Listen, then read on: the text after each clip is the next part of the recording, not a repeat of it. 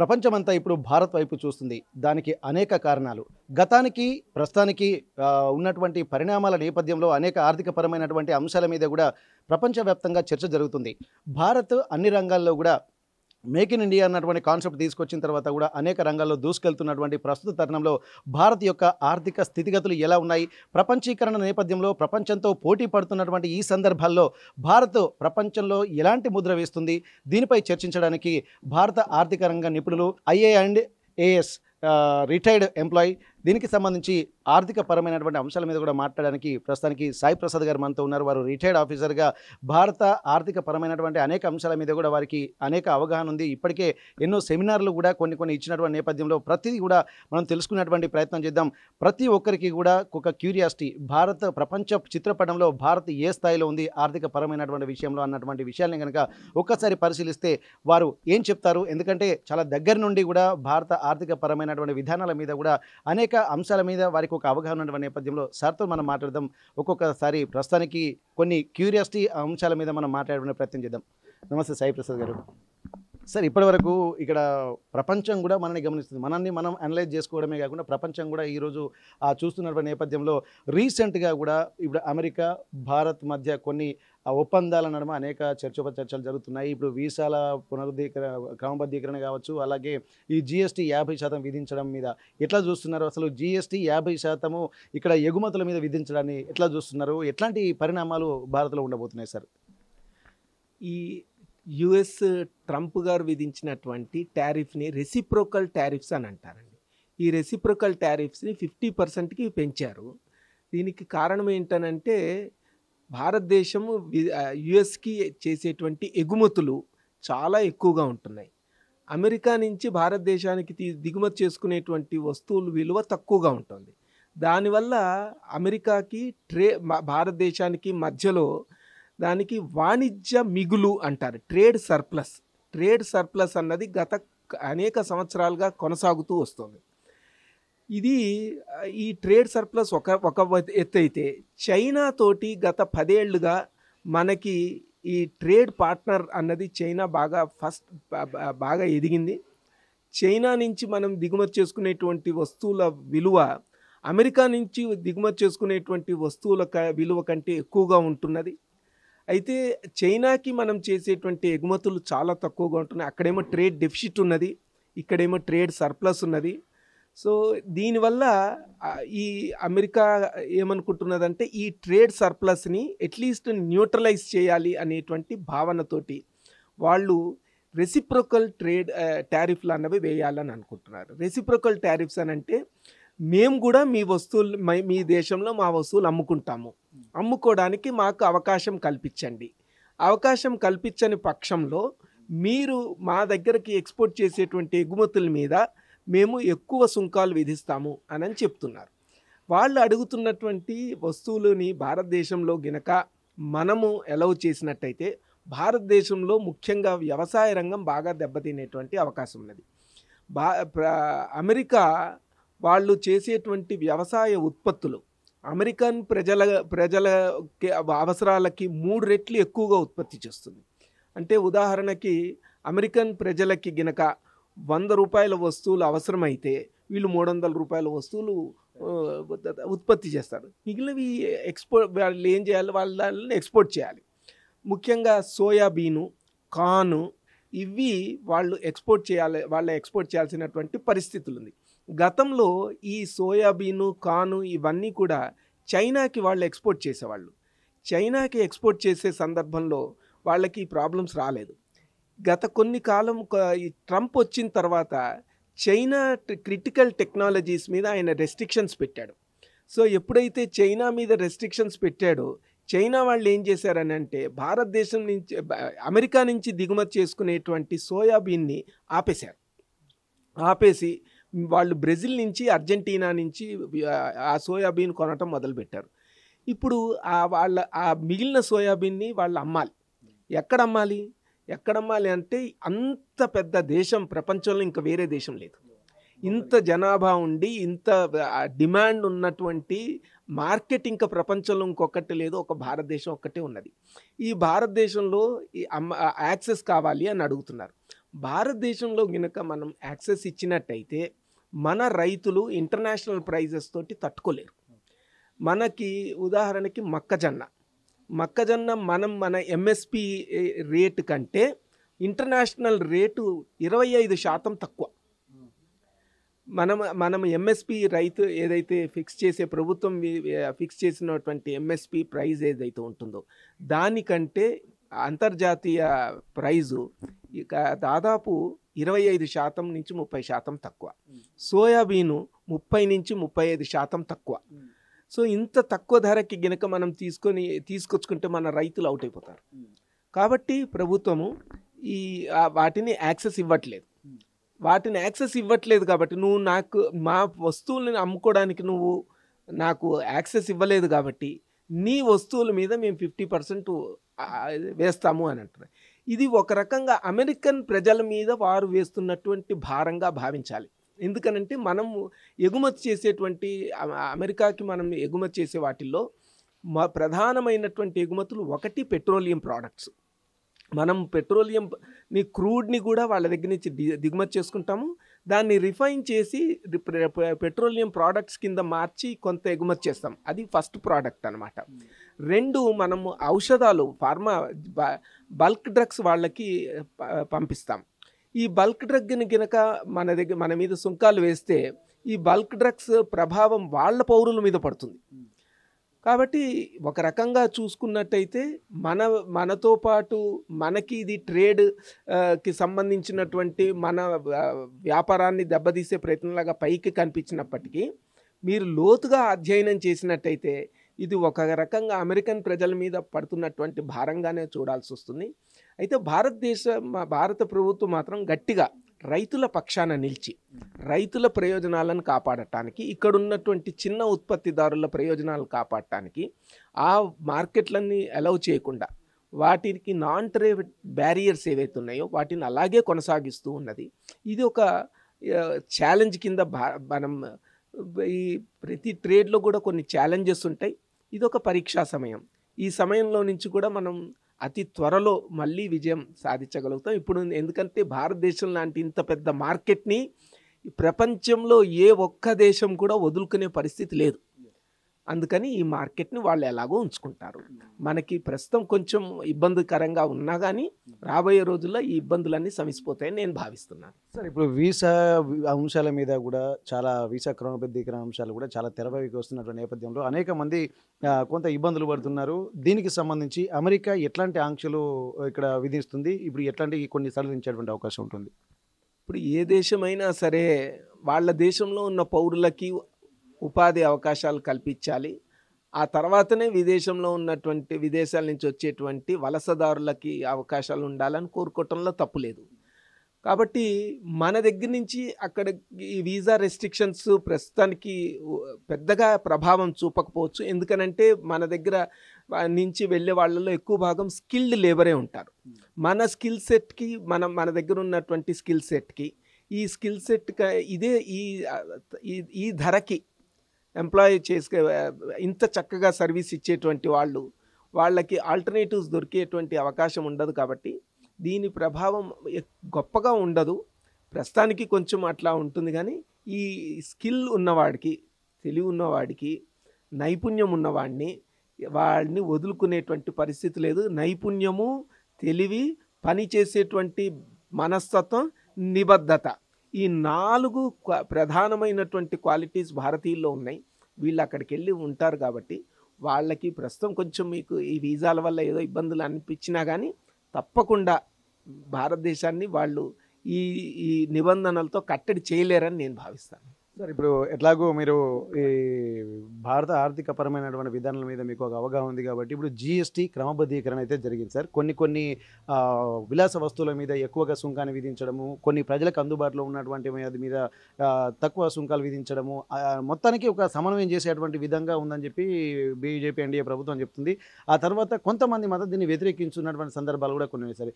ఇది ఎవరికి ఇప్పుడు జిఎస్టీ కేంద్ర ప్రభుత్వం తీసుకున్నటువంటి ఈ జిఎస్టీ విధానాల వల్ల, క్రమబద్ధీకరణ వల్ల లాభం ఎవరికి ఉంటుంది, నష్టం ఎవరికి ఉంటుంది, అసలు మీకున్నటువంటి ఆలోచన పరంగా ఎట్లాంటి పరమైనటువంటి విధానాలు ఇప్పుడు ఈ ప్రభుత్వం తీసుకుంటుంది, లాభం ఎవరికి, నష్టం ఎవరికి? ఈ జిఎస్టీలో పన్ను రేట్లను తగ్గించడం ఇది యాక్చువల్గా రేషనలైజేషన్ అన్నది దాంట్లో పన్ను రేట్లు పెరగలేదండి. ఒక్కటి ఏంటంటే సిన్ గూడ్స్ ఏవైతే ఉన్నాయో ఆ సిన్ గూడ్స్ను మాత్రమే ఆ 40% స్ట్రక్చర్లోకి తీసుకొచ్చారు. మిగిలిన వాటన్నిటి మీద కూడా జిఎస్టీ తగ్గింది. సో జిఎస్టీ తగ్గటం వల్ల ఆ వస్తువుల ధరలు తగ్గిపోతాయి. అంటే పూర్తిగా ఎంత మేరకు జిఎస్టీ తగ్గిందో అంత మేరకు తగ్గినా తగ్గకపోయినా కొంత ఈ వస్తువులు మాత్రం ప్రజలకి అందుబాటులో తక్కువ ధరకు వస్తాయి. ధర తగ్గినప్పుడు వస్తువు యొక్క డిమాండ్ పెరుగుతుంది. డిమాండ్ పెరిగితే ఆ ఉత్పత్తి పెరగాలి. ఉత్పత్తి పెరగాలి అని అంటే ఆ రంగంలో పనిచేసేటువంటి వాళ్ళకు ఉపాధి అవకాశాలు పెరుగుతాయి. ఉపాధి అవకాశాలు పెరిగినప్పుడు దానివల్ల ఎకానమీ పెరుగుతుంది. ఈ ఎకానమీ పెరిగితే మళ్ళీ సేవింగ్స్ పెరుగుతాయి. ఈ సేవింగ్స్ పెరిగితే పెట్టుబడులు పెరుగుతాయి. ఈ రకంగా మొత్తం ఎకానమీకి ఈ జిఎస్టీలో తగ్గినటువంటి ఏవైతే తగ్గిందో దాని ప్రభావం వల్ల ఎకానమీ ఇంప్రూవ్ అవ్వడానికి చాలా అవకాశం ఉంటుంది. సిన్ గూడ్స్లో 40%కి పెంచడం వల్ల వచ్చేటువంటి ప్రభావం ఆ ప్రభావం చాలా తక్కువగా ఉంటుంది. ఎందుకనంటే అట్లాంటి ప్రోడక్ట్స్ చాలా తక్కువ, దాని మీద పెద్ద ప్రభావం ఉండదు. అయితే తాత్కాలికంగా రాష్ట్ర ప్రభుత్వాలకి కొంత ఆదాయం తగ్గుతుంది అనేటువంటి ఒక భావన ఉంది. కేంద్రానికి కూడా ప్రభుత్వానికి వచ్చేటువంటి ఆదాయం తగ్గుతుంది అనేటువంటి ఒక భావన ఉన్నది. కానీ ఈ భావన కూడా పూర్తిగా నిజమని నమ్మలేము. ఎందుకనంటే మనము ట్యాక్స్ తగ్గినటువంటి ప్రతిసారి కూడా మనకి ట్యాక్స్ కలెక్షన్స్ పెరిగినటువంటి సందర్భాలు మనకు కనపడుతున్నాయి. మనకి ఇన్కమ్ ట్యాక్స్ రేటు తగ్గినప్పుడు ఇన్కమ్ ట్యాక్స్ కలెక్షన్స్ పెరిగాయి. పన్ను ఎప్పుడైతే రేటు తగ్గుతుందో పన్ను కట్టే వాళ్ళ సంఖ్య పెరుగుతుంది. గతంలో పన్ను ఎక్కువగా ఉన్నప్పుడు కట్టకుండా ఎట్లా తప్పించుకుందామా అని చూస్తారు. 5%కి వచ్చింది అనుకోండి, అరే ఇంతుందో ఒక 5% కట్టేసి నేను కూడా రాజాలాగా ఉండాము అనేటువంటి భావనలోకి వచ్చేటువంటి అట్లాంటి భావనతో చాలామంది వ్యాపారం చేస్తారు.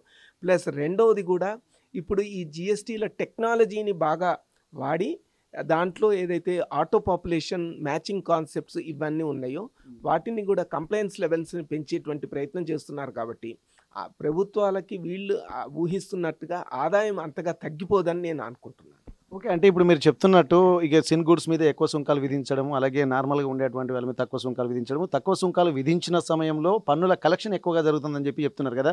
ఇది ఒక ప్రభుత్వం యొక్క పన్నులు రాబట్టడానికి ఒక స్ట్రాటజీ అనుకోవచ్చా, లేకపోతే ప్రజలకు అందుబాటులోకి వెళ్ళడానికి ఒక సరళీకరణ విధానం అనుకోవచ్చా?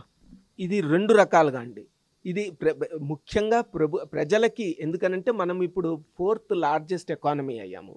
ఈ 4th లార్జెస్ట్ ఎకానమీగా ఉండి మనము 6 to 7% గ్రోత్ రేట్ని అచీవ్ చేస్తే కానీ మనం అనుకున్నట్టుగా ఇంకొక 5-6 సంవత్సరాల లోపల 3rd పొజిషన్లోకి వెళ్ళలేము. సో ఈ 6 to 7% గ్రోత్ రేట్ రావాలి అని అంటే ఇక్కడ ప్రొడక్షన్ పెరగాలి, కన్జంప్షన్ పెరగాలి, ఎంప్లాయ్మెంట్ పెరగాలి, ఇన్వెస్ట్మెంట్స్ పెరగాలి, మౌలిక సదుపాయాలు పెరగాలి, ఉపాధి అవకాశాలు పెరగాలి. ఇవన్నీ పెరగాలి అని అంటే ప్రజలు ఈ ఎకనామిక్ యాక్టివిటీలో పాల్గొనాలి. ఈ ఎకనామిక్ యాక్టివిటీలో ప్రజల్ని పాల్గొనటానికి, వాళ్ళను ఉత్తేజపరచడానికి జిఎస్టీ రేట్ల తగ్గింపు అదొక ప్రక్రియ. దాని ద్వారా కూడా మనం ఆశించినటువంటి ఫలితాలన్నీ కూడా చేకూరేటువంటి అవకాశం ఉంది. ఓకే, ఇప్పుడు కొంతమంది ఏం చేస్తూ ఉంటున్నారంటే కొంతమంది విమర్శలు కూడా ఇక్కడ ఎదుర్కొంటున్నటువంటి పరిస్థితి. ఇట్లాంటి నేపథ్యంలో ఆ విమర్శలకు కొంత సమాధానం చెప్పాల్సిన అవసరం అయితే ప్రభుత్వాల మీద ఉంటుంది. యాజ్ అన్ ఎకనమిస్ట్గా ఇప్పుడు మీకున్నటువంటి అవగాహనతోటి మీరు ఏంటంటే తక్కువ ప్రైస్ పెట్టడం వల్ల ఎక్కువ ఉంటుంది, ఉపాధి పెరుగుతుంది, అన్ని రకాలుగా సమన్వయం చేసేటువంటి అవకాశం ఉంటుందని అని చెప్తున్నారు కదా. అంటే ఇప్పుడు ఒక దీర్ఘకాలిక ప్రయోజనాలను దృష్టిలో పెట్టుకునే ఇప్పుడు ఉన్నటువంటి జిఎస్టీ సుంకాల విధింపు కానీ ఇదంతా జరుగుతుందని అనుకోవచ్చు. అసలు మన నేషనల్కి సంబంధించినటువంటి వ్యవహారాలని చక్కబెట్టడంలో భాగం అనుకోవచ్చు కదా. కరెక్ట్ అండి. ఎందుకనంటే ఎప్పుడైనా సరే పన్ను సరళీకరణ దేశానికి చాలా మంచిది. పన్ను రేట్లు తగ్గటం కూడా దేశానికి చాలా మంచిది. రేట్లు తగ్గితే కంప్లైన్స్ లెవెల్స్ బాగా పెరుగుతాయి. సో కంప్లైంట్స్ పెరిగితే భారతదేశంలో నిబద్ధత, నిజాయితీ పెరుగుతుంది. ఎప్పుడైతే నిబద్ధత, నిజాయితీ పెరుగుతుందో ఎకానమీ బాగా వృద్ధిలోకి వస్తుంది.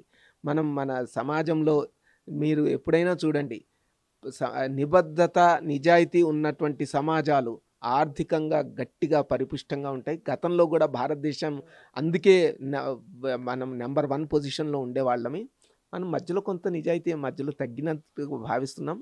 ఇప్పుడు మళ్ళీ నిజాయితీ పెంచుకోగలిగితే మళ్ళీ మనం అనుకున్నటువంటి ఉచ్చ స్థాయికి చేరుకోగలుగుతాం. సార్ ఇప్పుడు స్వదేశీ విధానం అనేది ఎక్కువగా ఇండియా గవర్నమెంట్ వచ్చిన తర్వాతనే ఎక్కువ స్వదేశీ విధానం మీద మేక్ ఇన్ ఇండియా అన్నటువంటి కాన్సెప్ట్కి తెరదీస్తున్నారు. దీనివల్ల ఏంటంటే భారత్ అంటే ప్రపంచీకరణ పెరుగుతుంది. అటువంటప్పుడు గ్లోబల్ మైండ్ సెట్ ఉన్నటువంటి వాతావరణం దృష్టిలో పెట్టుకొని ఇక్కడ మేక్ ఇన్ ఇండియా వచ్చిన తర్వాత ఇక్కడ ఉద్యోగ ఉపాధి వ్యాపార సంస్థలు కూడా ఇట్లనే ఉంటుంది. దీన్ని దృష్టిలో పెట్టుకొని మన ఉత్పత్తుల్ని కూడా మనమే ఇక్కడ వాడుకోవాలన్నటువంటి దాని మీద కూడా స్వదేశీ విధానం అనేది కూడా ఇక్కడ ఎక్కువగా సీవియర్గా జనాల్లోకి వెళ్తుంది. ఇప్పుడు మీరు అన్నట్టు అమెరికా నుండి కనుక మనం దిగుమతి చేసుకుంటే వ్యవసాయ రంగం మీద ఎక్కువగా మేజర్ నష్టం జరుగుతున్నట్టుగా ఇక్కడ ఉత్పత్తులను ఇక్కడనే మొత్తం డీసెంట్రలైజ్ చేసి చేసుకుంటే బాగుంటుంది కదా. అసలు స్వదేశీ విధానం ఇక్కడ అంటే దీనిపై కూడా విమర్శలు వస్తున్నాయి. అట్లాంటప్పుడు ఈ స్వదేశీ విధానం అవలంబించడము మేక్ ఇన్ ఇండియా లాంటి కాన్సెప్ట్లు అసలు మన భారతదేశానికి లాభమా నష్టమా, ఎవరికి ఉపయోగం ఉంటుంది, ఈ విమర్శలు ఎందుకు వస్తున్నాయి అనుకోవచ్చు? అండ్ వైశ్వీకరణ వల్ల వైశ్వీకరణకి సంబంధించి విమర్శలు మొదటి నుంచి వైశ్వీకరణ ప్రారంభమైనప్పటి నుంచి ఉన్నాయి. ఈ విమర్శించే వాళ్ళు ఎప్పుడూ విమర్శిస్తూనే ఉంటారు. కానీ వాస్తవం ఏంటనంటే ఏ దేశమైనా సరే ఆ దేశం యొక్క అస్తిత్వాన్ని కాపాడుకోవడానికి ఆ దేశానికి సంబంధించినటువంటి ఏవైతే మౌలిక విలువలు ఉంటాయో, ఆ మౌలికమైనటువంటి అంశాలు ఉంటాయో, మౌలికమైనటువంటి విధానాలు ఉంటాయో వాటిని కాపాడుకోవాల్సినటువంటి అవసరం ఉంటుంది. అట్లాగే భారతదేశానికి మనం ఏం చెప్తున్నాము, స్వదేశీ అంటే ఏంటి, ఇక్కడ ఉన్నటువంటి జీవన విధానానికి తగ్గట్టుగా మనము మన అలవాట్లని, మన యొక్క కన్జంప్షన్ ప్యాటర్న్స్ని, మన యొక్క ఖర్చుల్ని అన్నిటిని కూడా ఇక్కడ మనకు కావాల్సినటువంటి వస్తువుల్ని వాటిని ఇక్కడ ఉన్నటువంటి మన జీవన ప్రమాణాలకి జీవన విధానాలకు తగ్గట్టుగా చూసుకోవాలి అన్నది స్వదేశీలో కాన్సెప్ట్. ప్రతిదీ స్వదేశీలో ప్రతిదానికి విదేశీ వస్తువులకి సబ్స్టిట్యూట్ వెతకటం స్వదేశీ కాన్సెప్ట్ కాదు. భారతీయ తత్వంతో, భారతీయ ఆలోచనతోటి, భారతీయ జీవన పద్ధతుల్లో జీవించాలి అన్నది స్వదేశీలో ముఖ్య కాన్సెప్ట్. అంటే ఇప్పుడు నేను రోజు సెంటు కొట్టుకుంటాను, ఈ సెంటుకి భారతదేశంలో ఉన్నటువంటి ఆల్టర్నేటివ్ ఏంటి అన్నది స్వదేశీ విధానం కాదు. అసలు భారతీయ విధానంలో మన పరంపరలో సెంటు కొట్టుకోవటం ఉన్నదా, లేకుండానే సహజంగా పరిమళభరితంగా ఉండగలుగుతాడా, ఆ సహజ పరిమళభరితంగా అతను ఉండటానికి, ఆరోగ్యంగా ఉండటానికి అతను ఏం చేయాలి, అది ఏం చేస్తే అతను అట్లా సరిగ్గా ఉండగలుగుతాడు, అది స్వదేశీ విధానం. అట్లాంటి స్వదేశీ విధానాన్ని మనము ఈ స్వదేశీ విధానాన్ని ప్రపోజ్ చేసే దాంట్లో అనేకమైనటువంటి అంశాలు ఉంటాయి. ఆర్థిక పరంగా అంశాల్లో థింక్ గ్లోబల్, యాక్ట్ లోకల్ అనేటువంటి ఒక పద్ధతిలో మేక్ ఇన్ ఇండియా కాన్సెప్ట్ వచ్చింది. ఆలోచనల్లో మాత్రము విశ్వంని దృష్టిలో పెట్టుకొని వసుదైక కుటుంబకం అన్నటువంటి పద్ధతుల్లో ఆలోచిస్తాం. అంటే విశ్వమంతా కూడా బాగుండాలి అనేటువంటి పద్ధతుల్లో ఆలోచిస్తాం. అది థింక్ గ్లోబల్. అయితే యాక్ట్ లోకల్, బట్ నిజంగా పనిచేసే ఆచరణలోకి వచ్చేటప్పుడు నేను విశ్వం మొత్తం గురించి నా పనిచేసే స్థాయి నాకు లేదు కాబట్టి నేను లోకల్గా నా పరిధిలో నేను ఎఫిషియెంట్గా పనిచేయాలి, ఎఫిషియెంట్గా ఉండాలి. నా పరిధిలో ఉన్నటువంటి, నా పక్కన ఉన్నటువంటి వాళ్ళని సంతృప్తికరంగా ఉండాలి, వాళ్ళు ఉపాధితో ఉండాలి, వాళ్ళు ఆనందంగా ఉండాలి, వాళ్ళకి నేను మార్కెట్ కల్పించాలి. ఆ కాన్సెప్ట్ మేక్ ఇన్ ఇండియాకి చాలా దగ్గరగా ఉంటుంది. అందుకనే భారతదేశంలో ఇక్కడ కావలసినటువంటి వస్తువుల్ని ఇక్కడ ఉత్పత్తి చేయండి అని చెప్పి మేక్ ఇన్ ఇండియా ప్రభుత్వం కూడా చెప్తోంది. ఇది భారతదేశం ఒకటే చెప్పట్లేదు, ఇవాళ అమెరికా కూడా అదే చెప్తోంది, మేక్ ఇన్ అమెరికా చేయమని అంటుంది. చైనా కూడా అదే అంటుంది, మేక్ ఇన్ చైనా అని అంటుంది. సో ప్రపంచంలో చాలా దేశాలు ఉంటున్నాయి, భారతదేశం ఒక్కదాన్ని ఎందుకు తప్పు పట్టాలి? అందుకని ప్రపంచంలో మిగిలిన దేశాలు ఏ విధంగా అయితే వాళ్ళ దేశాలని వాళ్ళ భావనలో ఉన్న వాళ్ళు స్వదేశీ అని చెప్పకపోవచ్చు, బట్ వాళ్ళు మేక్ ఇన్ వాళ్ళ కంట్రీ అని అంటున్నాం. మనం దాన్ని మన పరంపరలో స్వదేశీ అన్నది ఉన్నది కాబట్టి స్వదేశీ భావనతోటి పనిచేయండి అని చెప్తాను. సార్ ఇప్పుడు చూసినట్టయితే ప్రపంచంతో అగ్ర దేశాలతోటి కూడా పోటీ పడేటువంటి పరిస్థితులు కనిపిస్తున్నాయి. అది అంటే ఆయుధాల తయారీలో కావచ్చు, కానీ ఇక్కడ మేక్ ఇన్ ఇండియాలో అనేక కొత్త ప్రోడక్ట్స్ మీరు చెప్పినట్టు స్వదేశీ విధానాన్ని అవలంబించుకుని థింక్ లోకల్, యాక్ట్ లోకల్ అనేటువంటి కాన్సెప్ట్లోనే వచ్చేటువంటి ప్రోడక్ట్స్ కానీ, ఇప్పుడు సైనిక పరంగా కానీ చాలా అంశాల మీద కూడా ప్రపంచ దేశాలతోటి పోటీ పడుతూ ఇప్పుడు దాదాపు 4వ స్థానానికి వచ్చిందంటున్నారు. రాబోయే కొన్ని నెలలో 3వ స్థానానికి కూడా రావాలంటే ఇంకా మనం వర్క్ చేయాలని చెప్పి అంటున్నారు. ఆర్థిక సూచీలో ఇప్పుడు మిగిలిన దేశాలతోటి పోలిస్తే భారత్ ఎట్లాంటి స్థితిగతుల్లో ఉంది? దీనికి ఇది కంటిన్యూగా ఉండి మళ్ళీ నంబర్ 1 మీరన్నట్టు కృణవంతో విశ్వమార్యం అన్నటువంటి కాన్సెప్ట్ కావచ్చు, లేకపోతే వసుదైక కుటుంబం అన్నటువంటి కాన్సెప్ట్‌ని అట్లనే ఇంప్లిమెంట్ చేసుకుంటూ నంబర్ 1 పొజిషన్‌లో విశ్వగురు స్థానాన్ని కూడా అలంకరించాలన్నటువంటి కాన్సెప్ట్ తోటి ఇక్కడ ఇండియా గవర్నమెంట్ చెప్తుంది. ఎట్లాంటి విధానాలు ఉంటే ఇది కాన్స్టాంట్‌గా వెళ్ళేటువంటి అవకాశం ఉంటుంది? దానికి ఇక్కడ దేశ ప్రజలు కూడా ఎట్లాంటి ఇనిషియేషన్ తీసుకుంటే బాగుంటుంది? ఏమండి దీంట్లో నార్మల్‌గా గనుక చూస్తే ప్రపంచంలో అత్యంత జనాభా కలిగినటువంటి దేశం భారతదేశం. జనాభా ఎక్కడ ఎక్కువగా ఉంటే అక్కడ కన్సంప్షన్ ఎక్కువగా ఉండాలి, వినిమయం అక్కడ ఎక్కువగా ఉండాలి. వినిమయం ఎక్కువగా అక్కడ ఉండాలి అని అంటే అక్కడ సంపద ఎక్కువగా ఉండాలి, అక్కడ ఉత్పత్తి ఎక్కువగా ఉండాలి. అక్కడ వస్తువులు ఉత్పత్తి అక్కడ ఎక్కువగా ఉండి వినిమయం అక్కడ ఎక్కువగా ఉంటే అది నెంబర్ 1 పొజిషనా కాదా? సో భారతదేశము ప్రపంచం మీద ఇతర దేశాల మీద ఆధారపడాల్సిన అవసరం లేకుండా ఇక్కడ ఉన్నటువంటి జనాభాకి వారి అవసరాలకి తీర్చగలిగినటువంటి సకలమైనటువంటి వస్తువుని మన దేశంలో ఉత్పత్తి చేయాలి అనేటువంటి భావనతోటి ఈ స్వదేశీ మేక్ ఇన్ ఇండియా ఇవన్నీ కూడా పనిచేస్తున్నాయి. అయితే ఈ రాబోయే రోజుల్లో ఖచ్చితంగా అతి త్వరలో మనం 3rd పొజిషన్కి అయితే వచ్చేస్తాం. 3rd పొజిషన్లోకి రావడానికి ఏమాత్రం సందేహించాల్సినటువంటి అవసరం లేదు. అయితే చైనా అండ్ అమెరికా ఈ 2 పెద్ద దేశాలు ఉన్నాయి. ఈ చైనాని కూడా అధిగమించడానికి ఎక్కువ సమయం పట్టకపోవచ్చు. చైనా అమెరికాలు కూడా మనకున్నటువంటి స్ట్రెంగ్త్స్ని గనక ఉపయోగించుకోగలిగితే త్వరలో మనం అనుకున్నటువంటి ఆ లక్ష్యాన్ని సాధించడానికి అవకాశం ఉన్నది. అయితే కష్టపడాలి. దీంట్లో చాలా అవరోధాలు ఉంటాయి, చాలా అడ్డంకులు ఉంటాయి, ఇబ్బందులు ఉంటాయి, సవాళ్ళు ఉంటాయి. ఈ సవాళ్ళను ఎదుర్కోవాలి. భారతీయుల్లోకి ఆలోచనలో తక్కువ లేదు, వీళ్ళకి పనిచేసేటువంటి నైపుణ్యం ఉన్నది, నిబద్ధత ఉన్నది, ఆలోచన ఉన్నది, అందరినీ కలుపుకుపోయేటువంటి గుణం ఉన్నది, ఎక్కడ తగ్గాలో అక్కడ తగ్గేటువంటి స్వభావం ఉంటుంది, వీళ్ళు అవసరమైతే మొండిగా పోటీ చేయగలిగినటువంటి పరిస్థితి ఉంటుంది. ఇన్ని స్కిల్ సెట్లు కలిసి సమ్మిళితమైనటువంటి అందరినీ కలుపుకుపోవాలనేటువంటి భావన కూడా ఉంటుంది. ఎవరిని ఉచితంగా తీసుకోవాలనేటువంటి భావన లేదు, ఎవరిని దోచుకోవాలనేటువంటి భావన లేదు. ఇట్లా ఇంత విశాలమైనటువంటి దృక్పథంతో ఉన్నటువంటి దేశము, ఈ దేశం నెంబర్ 1 స్థితిలోకి రావటం అనివార్యం అవుతుంది. ప్రపంచంలో మిగిలిన దేశాలు కూడా దీన్ని కోరుకుంటాయి. ఈ దేశం నిజంగానే, ఎందుకనంటే ఇలాంటి భావాలు కలిగినటువంటి వాళ్ళు మంచి పొజిషన్లో ఉంటే మనందరికి కూడా బాగుంటుందని. ఎవరైనా మంచి వాళ్ళు బాగుంటే మనమందరం బాగుంటామని కోరుకుంటాం కదా, అట్లాగే ప్రపంచం కూడా అట్లాగే భావిస్తుందని నేను అనుకుంటున్నాను. సార్ ఇప్పుడు ఇక్కడ చిన్న డౌట్ ఏంటంటే స్కిల్డ్ పర్సన్స్ అంతా మైగ్రేట్ అవుతున్నారు. ఇప్పుడు అంటే అమెరికా లాంటి దేశాలకు, కెనడా లాంటి, యూకే లాంటి దేశాలకు వెళ్తున్నారు. ఎక్కడ అవకాశాలు ఉంటే వాళ్ళకు ఉన్నటువంటి నాలెడ్జ్ని అక్కడికి వెళ్ళి ఇంప్లిమెంట్ చేస్తున్నటువంటి పరిస్థితి. ఇట్లాంటి సమయంలో ఇక్కడ మన భారతదేశంలో జనాభా అయితే పెరుగుతున్నారు, స్కిల్ అంతా ట్రాన్స్ఫర్ అవుతున్నట్టుగా మనకు అంటే ఆపర్చునిటీ కోసం వెళ్తున్నారు వాళ్ళ కెరీర్ గురించి కానీ ఇట్లాంటి పరిస్థితుల నేపథ్యంలో ఇదేమన్నా ప్రభావం చూపిస్తుందంటారా సార్?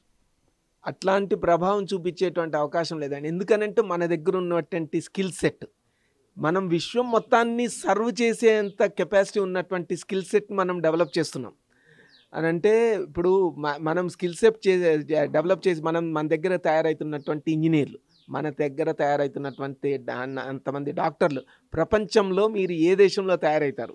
చైనాను పక్కన పెట్టేస్తే ప్రపంచంలో భారతదేశంలో తయారవుతున్నటువంటి అంతమంది ఇంజనీర్లు, అంతమంది డాక్టర్లు, అంతమంది గ్రాడ్యుయేట్స్ ప్రపంచంలో మీకు ఎక్కడా కనపడరండి.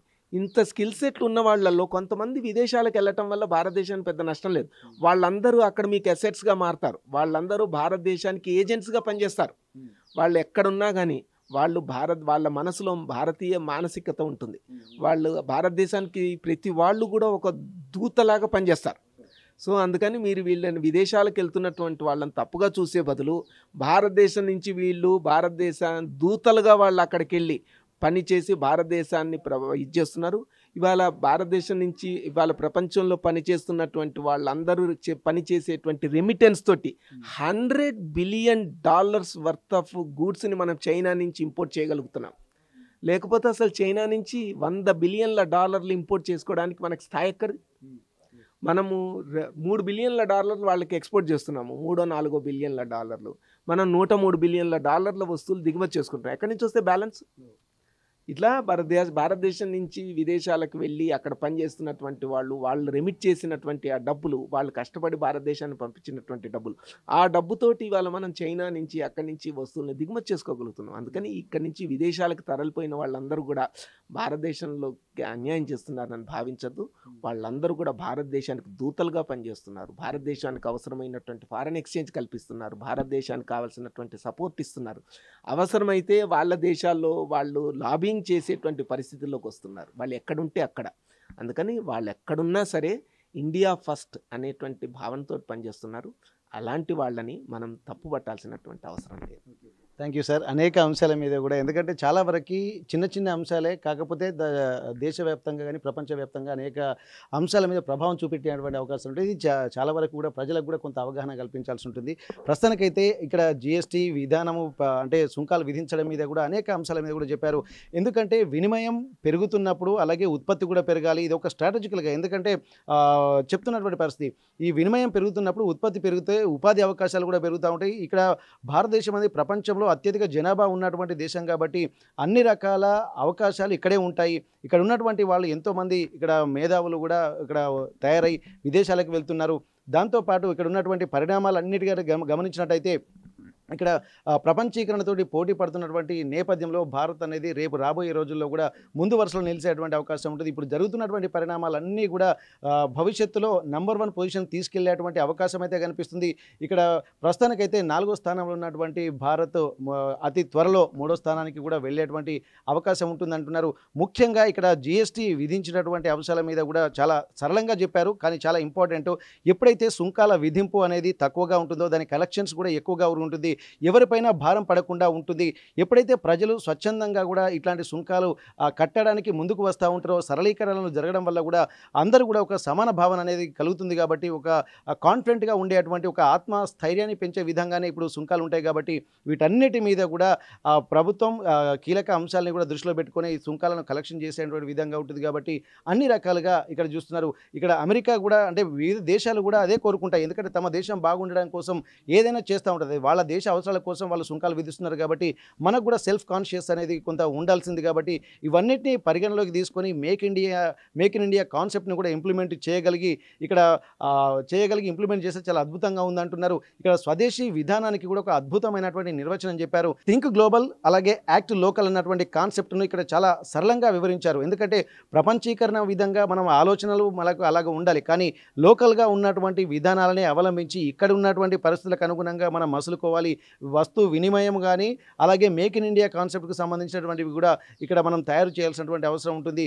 కాబట్టి ఇవన్నిటిని కనుక దృష్టిలో పెట్టుకుంటే ఇప్పుడు ఉన్నటువంటి పరిణామాలన్నీ కూడా భారత్కు అనుకూలమైనటువంటి అంశాలుగానే ఉంటున్నాయి. కాబట్టి భారత్ రాబోయే రోజుల్లో ఇక ముందుకు వెళ్ళేటువంటి అవకాశాలు స్పష్టంగా కనిపిస్తున్నాయని చెప్పి ఇక్కడ సీనియర్ ఎకనామిస్ట్ సాయి ప్రసాద్ గారు మనతో చెప్తున్నటువంటి పరిస్థితి. హనుమకొండ నుండి కెమెరా పర్సన్ వంశీతో వెంకటరత్నం, RTV వరంగల్. తెలుగులో న్యూస్ కి ఫాస్టెస్ట్ యాప్ ఇప్పుడు టోటలీ న్యూ అవతార్లో జస్ట్ 5 seconds లో కంప్లీట్ న్యూస్, సోషల్ మీడియాలో ట్రెండ్స్ కి one stop solution, live TV app, voice search option తో ఇప్పుడే డౌన్లోడ్ చేయండి లేదా అప్డేట్ అయిపోండి. యాప్ లింక్ డిస్క్రిప్షన్ లో ఉంది.